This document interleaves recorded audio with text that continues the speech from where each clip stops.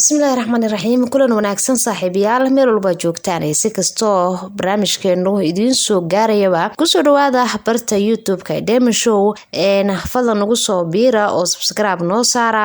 barnaamijkan waxaa la yiraahdaa sheeko iyo shactiro, barnaamij aad u faniya dabcan commentigana waad nagu qori kartaan sheekooyinka ay haysiin faniga si aan u soo qaadano. koobaad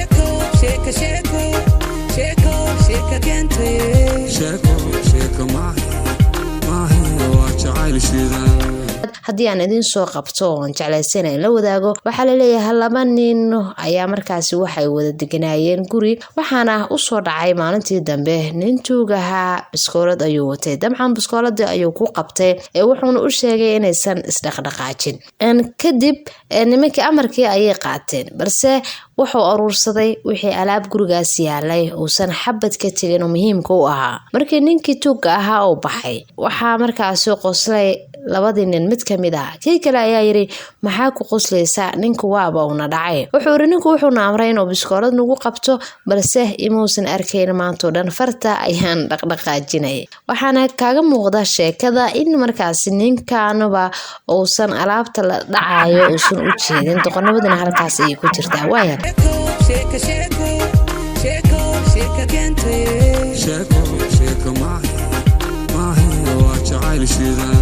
sheekada labaad haddii aan idiin soo qabto, dabcan badanaa sheekooyinkan waxaa hal abuura dad faniya oo maskax aad wanaagsan leh. waxaa la leeyahay wiil ayaa markaasi gabar la sheekeysanayay, waqtigooda socdeen. kadib xilligii salaada subaxa ayuu soo wacay gabadhii isagoo raba inuu la hadlo, balse nasiib darro waxaa taleefonkii ka qabtay aabaheed ama gabadha aabaheeda. kadib wiilkii wuu isku naxay, wuxuuna markaasi saartay cod ka duwan kii hore. wuxuuna sheegay wiilka isagoo isbadbaadinaya ayuu yiri, kusoo dhawow adeega salaad u kicinta shirkada Hormuud, waa shirkada ugu isticmaalka badan Soomaaliya. waad ku mahadsan tahay macaamiil qabashada aad u kacday salaada subax. odaygii uu soo tagay, dabcan wiilkana kaarta ayuu u dhigay, gabadhii ayuu u tagay markaasi. wuxuuna yiri, aabe adeegan salaad ayuu i kicinayaa iigu xir.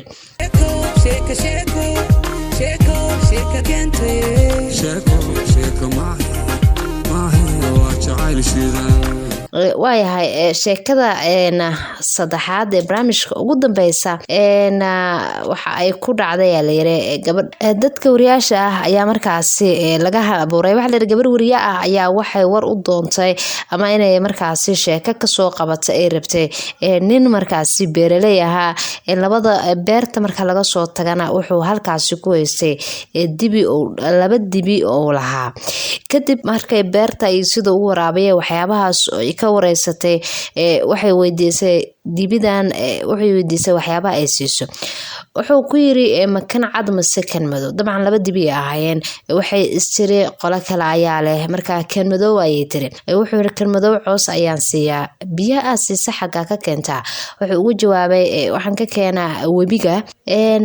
kan cad ayay tiri. wuxuu u sheegay kan cadna inuu cooska kala siiyo, sidoo kalena biyaha webiga ay cabaan. waxay weydiisay, haddii labadoodaba ay isku wax siiyaan maxaad u kala qaadqaadaysaa? markaasba wuxuu leeyahay, sababtoo ah kan madow aniga ayaa iskale. waxay ku jawaabtay, oo kan cadna? markaasba wuxuu ku yiri, kan cadna aniga ayaa iskale. dabcan halkaas waxaa kaaga muuqda dadka markaad wareysiga ka qaadaysan ay adag tahay.